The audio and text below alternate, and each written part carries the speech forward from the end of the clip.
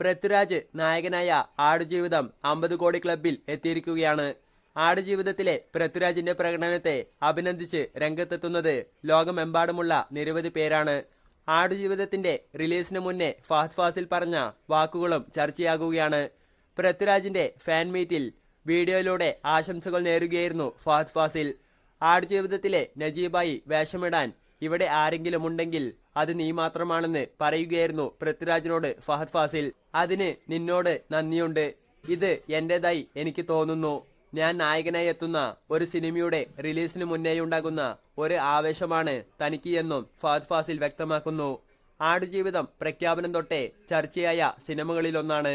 ബെന്യാമിൻ എഴുതിയ ആടുജീവിതം പ്രമേയമാക്കിയുള്ള സിനിമയിൽ പൃഥ്വിരാജിന്റെ നോട്ടത്തിൽ നിന്നും രൂപത്തിൽ നിന്നും ഭാവത്തിൽ നിന്നും നായകൻ നജീബ് ഗൾഫിൽ നേരിട്ട ദുരിതത്തിന്റെ കഥ മുഴുവൻ വായിച്ചെടുക്കാമെന്നാണ് ആരാധകർ പറഞ്ഞിരുന്നത്.